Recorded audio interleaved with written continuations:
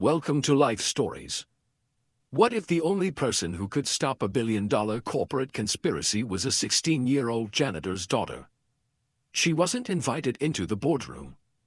She wasn't even supposed to touch the documents, but when she did, she saw something no executive, no lawyer, no CEO had noticed or dared to question. This is a story about power, silence, and the courage it takes to break both. About a girl no one saw coming, standing alone at the edge of a glass tower built on secrets, and choosing to speak. If you've ever been underestimated, if you've ever felt invisible, this story is for you. Because sometimes the people at the bottom are the only ones who see the cracks at the top. Let's go back to the night everything changed. The elevator chimed. A soft, innocuous sound.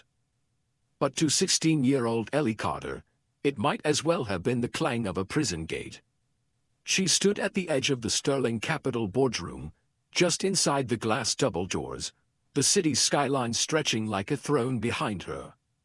Her sneakers borrowed, scuffed, damp from the rain squeaked against the marble floor. She clutched a folder so tightly her knuckles were white, her janitor's badge swinging from the lanyard around her neck like a silent confession. She didn't belong here. Yet no one had stopped her.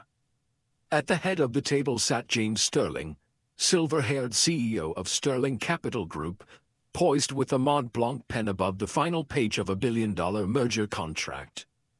Across from him lounged Reed Langston, the charismatic oil-slick executive from Langston Holdings, all teeth and expensive cologne. A line of young execs in press suits lined either side of the table, sipping cold brew like it was holy water. "I wouldn't sign that," Ellie said, voice steady, though her heart pounded like war drums. The room froze. James paused mid-stroke. His pen hovered inches above the paper. Every eye turned to her. Reed chuckled, slow and smooth. "And who exactly are you?" "I read the clause on page 14, Ellie said. "It flips liability. If anything goes wrong after this merger, lawsuits, fraud, default, Sterling takes the fall. Langston Holdings walks away clean." Someone scoffed. Someone else whispered, "She's the janitor's daughter." Ellie ignored it. Her voice didn't shake. It's buried in subparagraphs legalese meant to confuse. But it's there. James frowned. He looked down. Then slowly, he flipped the page. "James, this is ridiculous," said a sharp voice to his right. Vanessa Sterling, his wife and head of strategic affairs. She folded her arms tightly. "She's a child. She shouldn't even be in this room." "She's right," James murmured. The silence was instant, electric. Reed's smile faltered. "You are not seriously." James raised a hand. "Enough." He turned to security. "Escort her out." They moved fast. Ellie didn't resist. But as the doors swung shut behind her, she met James Sterling's eyes. In that flicker of a moment, something passed between them. Not pity. Not scorn. Recognition. She was no longer just the help. She was a warning. He didn't sign. And everything changed. 8 hours earlier, Ellie had been sorting shredded files from a busted copier in a service corridor no one ever bothered to sweep. Her mother, Lena, was vacuuming down the hall like she did every night. 3 jobs, no insurance, a backbone of granite. It should have been just another graveyard shift. But then Ellie had seen the folder. Left in the copier tray. Unmarked. Open. Stamped. Final draft. Sterling Langston merger agreement. She hadn't meant to look inside. Except that wasn't true. Ellie Carter didn't scroll TikTok before bed. She watched corporate crime documentaries. She'd once aced an essay on the Enron scandal so convincingly her economics teacher had asked if she'd plagiarized. She hadn't. She just read everything. So she read this. And there it was. Hidden in the weeds. Subparagraph C, line 3, a quiet reversal of responsibility. A trap so subtle even a lawyer might miss it if they weren't looking. She had been looking. Later, outside the tower in the cold, her mother didn't speak as they were sent home early. HR said they were on administrative leave. Ellie had broken protocol. Crossed a line. She wasn't supposed to touch corporate documents, much less challenge billion-dollar deals. They sat in silence on the train. Lena clutched the metal pole with tired hands, her face unreadable. "I'm sorry," Ellie whispered. Lena turned, finally, her voice low. "You should be. I cleaned that building to feed us, not so you can play hero." Ellie looked down, stung. "I didn't do it to embarrass you." "You didn't embarrass me," Lena said. "Then, after a beat, you scared me." When they got home, the apartment was warm, cramped, and smelled like lemon soap. Ellie sat on the bed with her laptop, the folder beside her like it might explode. That's when the message came. From Marcus Bell. Subject, "You saw it too." Her breath caught. "I used to work there," the email read. "I know what you saw. If you're willing to talk, I'll listen." She typed back with shaking fingers. Dash. Hours later, across the river in a high-rise bar bathed in gold and glass, James Sterling nursed a scotch he hadn't touched. On his tablet screen was the clause. He'd highlighted it himself. Vanessa's voice echoed in his head. Asterisk it spoilerplate, James. Every deal has some version of that. Asterisk. But something was off. Something had been off for months. No one had vetted Langston's firm properly. The numbers were too perfect. The risks too hidden. Vanessa had insisted they push through. "This deal saves the company," she'd said. Then why had a teenager seen what none of them had? James opened a secure file labeled Barnes Report. Internal concerns, redacted. It had been archived months ago. He flipped to the last page. One line written in red ink. Risk exposure too centralized. If someone buries liability under a single signature clause, we won't know until it's too late. Bell.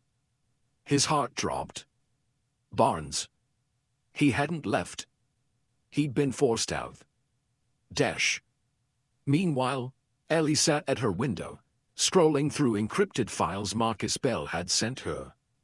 Tax reports. Shell companies.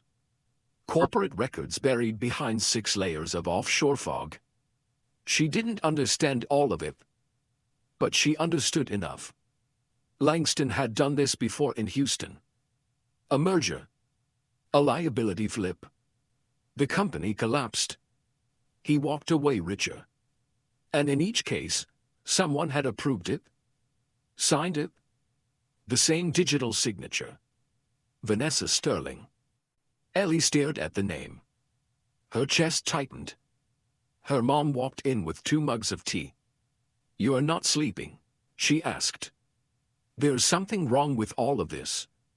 "Ellie," Lena said gently, "you're just a kid. This fight, it's bigger than you." Ellie looked up. "I know." Her voice was steady. "But that doesn't mean I'm wrong." Dash. The next morning, James watched from a distance as Vanessa stepped into a waiting car. Across the street, he saw her shake hands with Reed Langston. Not just professional. Familiar. Intimate. A flash drive passed between them. James Sterling's hands curled into fists inside his coat pocket. Somewhere, something had just snapped. What would you do if the truth came from the person you least expected? Would you risk everything to protect a lie or to honor someone who dared to tell it? The next chapter begins not in a courtroom, but in a war room disguised as a CEO's office, with a 16-year-old girl holding the match. The lobby of Sterling Capital felt colder than usual. Maybe it was the silence, Or maybe it was the way everyone seemed to look away when Ellie Carter walked through the front doors, her shoulders squared, her mother's scarf still knotted tight around her neck. She wasn't supposed to be here.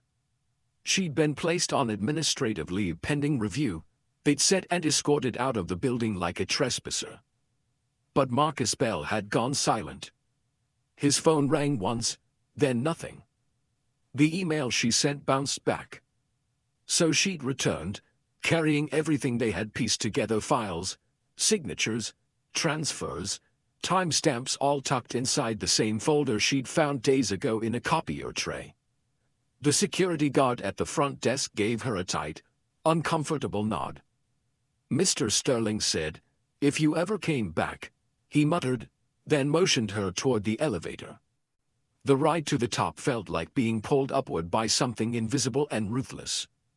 The walls hummed. The air grew thinner.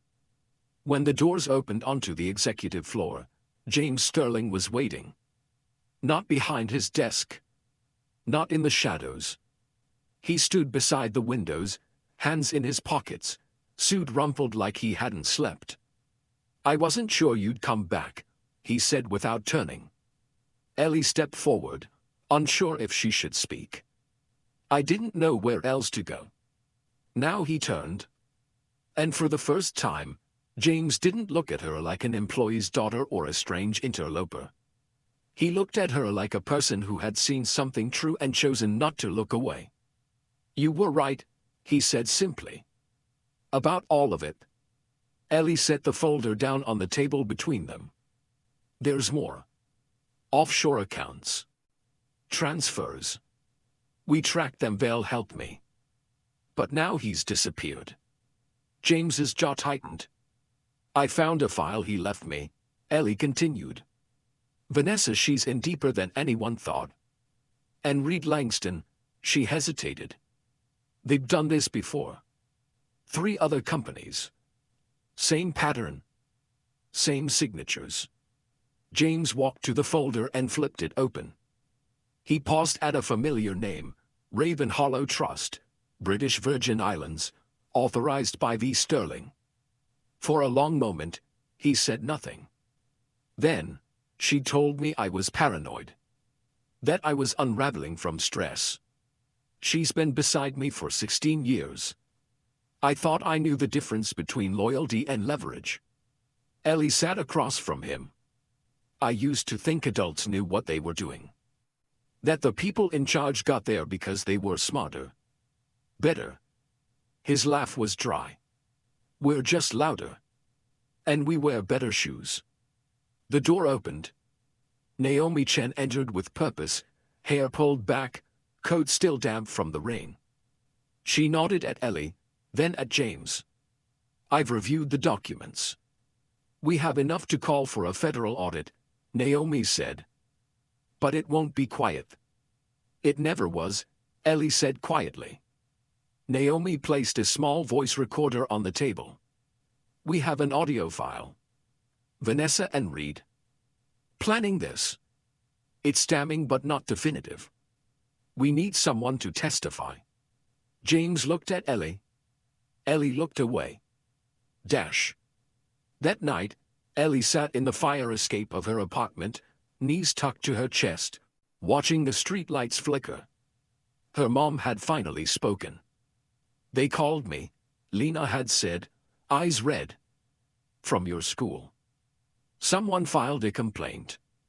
Said you're disruptive. That you made other students feel unsafe." Ellie's heart had stopped. "I haven't even been to school this week." "I know that," Lena said. "And they know that. But that's not the point. They're coming after you now." Ellie didn't reply. Lena sat down beside her and handed her a cup of tea. "I raised you to be brave," she whispered.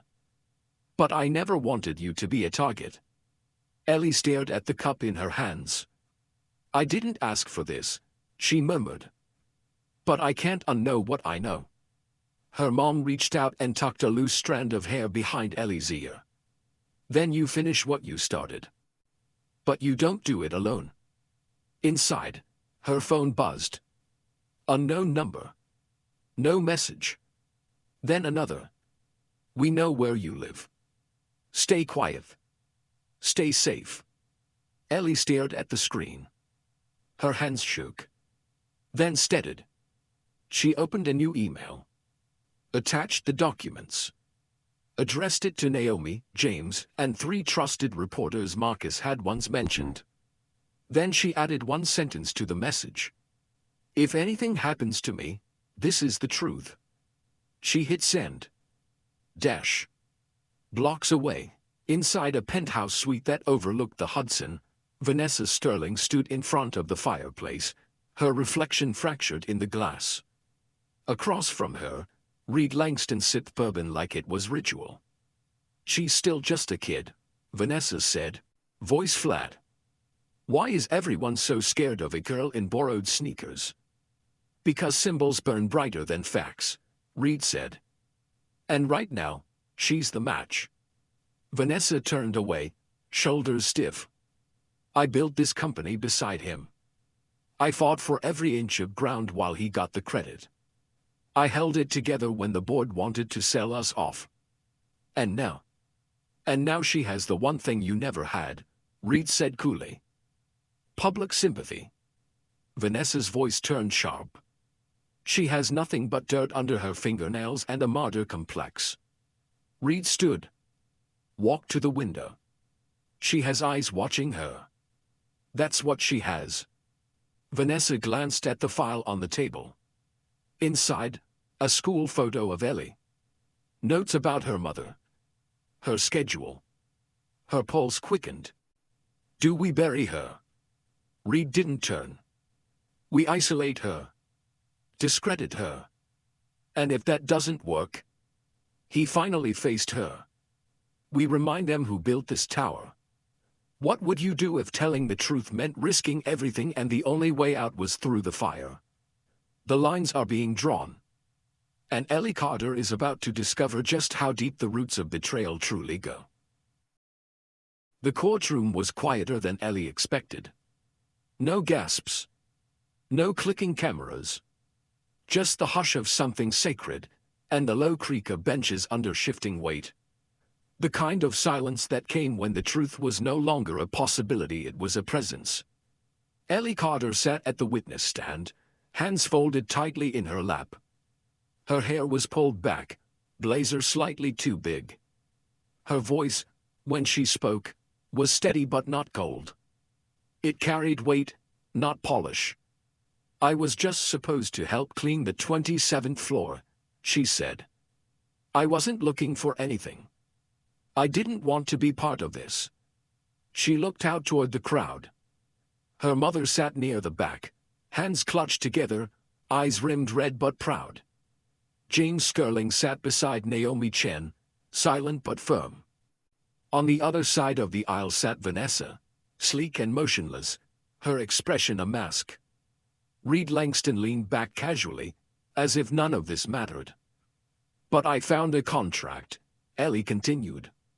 And I read it. Not because I knew everything, but because something felt wrong. A murmur rippled through the room. People like me aren't supposed to say anything, she said. We're supposed to wipe fingerprints, not leave them. But when I saw what that clause meant, when I realized the company would take the fall while someone else profited, I couldn't pretend I didn't see it. She paused. Just because I clean your floors doesn't mean I don't see the dirt.